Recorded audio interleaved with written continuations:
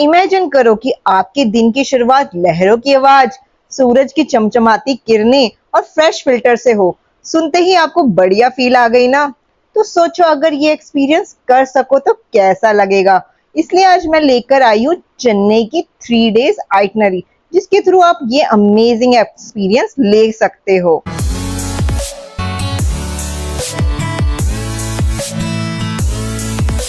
तो सबसे पहला सवाल है कि चेन्नई पहुंचे कैसे।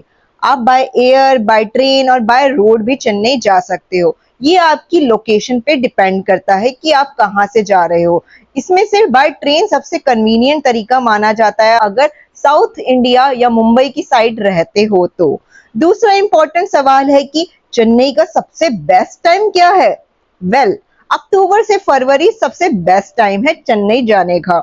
इस समय वेदर भी अच्छा होता है और आप बहुत सी एक्टिविटीज एंड साइट सीइंग आराम से कर सकते हैं।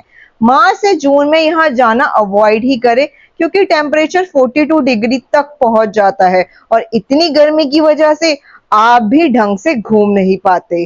तो चलिए अपनी आइटनरी शुरू करते हैं। डे 1 में हम सबसे पहले जाएंगे कपिलेश्वर मंदिर, जो कि शिव जी के लिए बनाया गया है।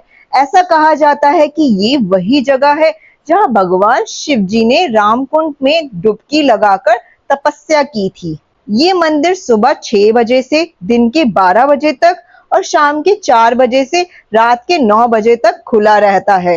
इस मंदिर की बनावट देखते ही बनती है और अगर आप ये रात में विजिट करेंगे तो इसका नजारा और भी अद्भुत होता है। मंदिर जाने के बाद आप जा सकते हैं गिंडी नेशनल पार्क।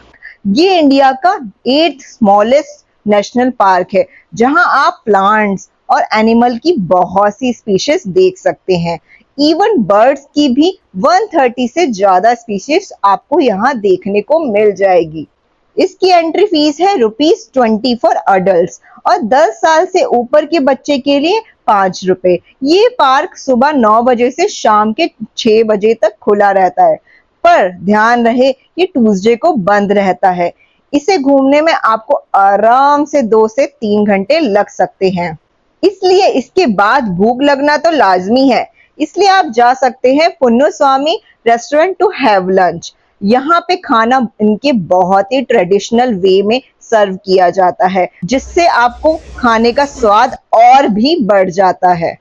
आखिर में आप अपना डे 1 एंड कर सकते हो बाय गोइंग टू एलियट बीच। ये चेन्नई का फेवरेट हैंगआउट स्पॉट माना जाता है और क्योंकि ये बेसन नगर में है इसलिए बेसन नगर बीच भी बोला जाता है।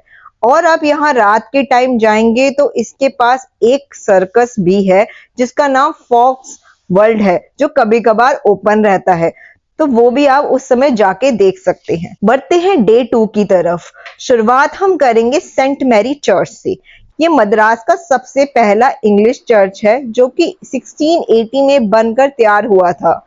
ये सुबह के 9 बजे से शाम के 5 बजे तक खुला रहता है। इसके बाद आप जा सकते हैं MA चिदम्बरम स्टेडियम। ये वही स्टेडियम है जहां इंडिया ने अपना सबसे पहला टेस्ट मैच जीता था against England in 1952. It is the second oldest stadium in India after Eden Gardens. अगर आप यहाँ के मेंबर हो या कोई मैच देखने जा रहे हो तभी आपको यहाँ एंट्री मिलेगी, अदरवाइज आप इसे बाहर से देख सकते हो। इसके बाद आप जा सकते हो फोर्ट म्यूजियम, जो कि फोर्ट सेंट जॉर्ज की मेन हाईलाइट है।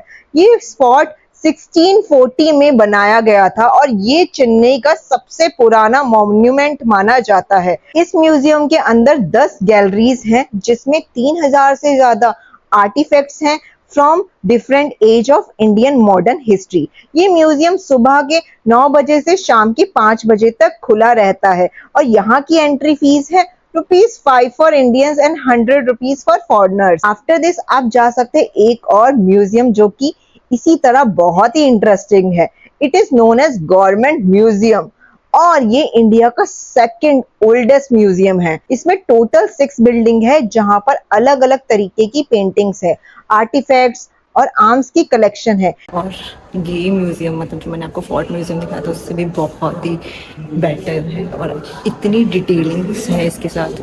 अब देखो मतलब बहुत डिटेलिंग के साथ बना हुआ है, हर एक चीज, हर एक पत्थर और एंशियंट चीजें रखी हुई हैं। You can see,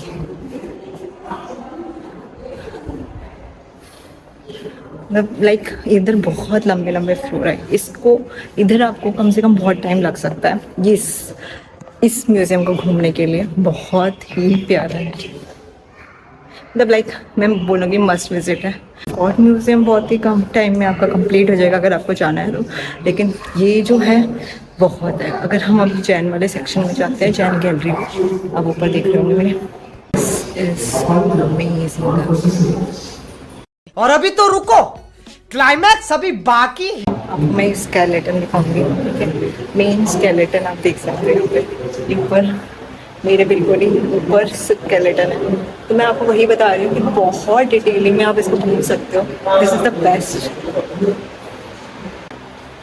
best museum of Chennai. ये म्यूजियम सुबह के 10:30 बजे से शाम के 6:30 बजे तक खुला रहता है और इसकी entry fees ₹15 for adult and ₹10 for childrens है। और आखिर में आप अपना डे 2 एंड कर सकते हैं बाय गोइंग टू मरीना बीच। ये इंडिया का लॉन्गेस्ट बीच है और वर्ल्ड का सेकंड लॉन्गेस्ट बीच। ये बीच अपनी प्रिस्टीन ब्यूटी के लिए जाना जाता है। मरीना बीच है जो चेन्नई का बहुत ही फेमस बीच माना जाता है। अगर आप चेन्नई आए और इस बीच को मिस कर दिया तो आपने मिस ही कर दिया, क्योंकि सबसे बेस्ट बीच ही माना जाता है। आप मेरे पीछे देख रहे होगे, वहाँ पे, यहाँ पे, मेरे यहाँ पे, ये this is the light house. Light house के बिल्कुल ही पास में है, अब वहाँ से एंट्री करके आ सकते हो। और यही नहीं बल्कि यहाँ से आप सनराइज और सनसेट दोनों का सुंदर नजारा देख सकते हैं। आते हैं हमारे लास्ट डे पर, विच इज डे 3, जिसमें हम जाएंगे महाबलीपुरम, जो कि चेन्नई से 60 किलोमीटर दूर है और यहाँ पहुंचने में 1 से 1.5 घंटा लग सकता है। और इवन आपकी लोकेशन पे डिपेंड करता है, यहाँ से आपको 2 घंटे भी लग सकते हैं। ऐसा कहा जाता है कि इंद्रदेव जी इस जगह की सुंदरता से जलते थे, इसकी वजह से ये पूरी जगह बाढ़ में बह गई। It is also known for the UNESCO world heritage site. इस जगह पर 40 एंशिएंट मॉन्यूमेंट्स और हिंदू टेम्पल्स हैं, जिसमें से कुछ मंदिर भगवान शिव जी को डेडिकेटेड है। आप यहाँ बस से, ट्रेन से या अपनी कार से भी जा सकते हैं। और कहा जाता है जो भी यहाँ जाता है वो जो भी मांग के आता है उसकी मन्नत पूरी हो जाती है। और इसी के साथ हम आ गए हैं अपनी वीडियो के एंड पर। आई होप आपको ये आइटनरी हेल्पफुल लगी हो। और भी कोई आइटनरी आपको चाहिए तो प्लीज कमेंट में करके बताइए। तब तक के लिए टाटा, बाय बाय, शब्बा खैर।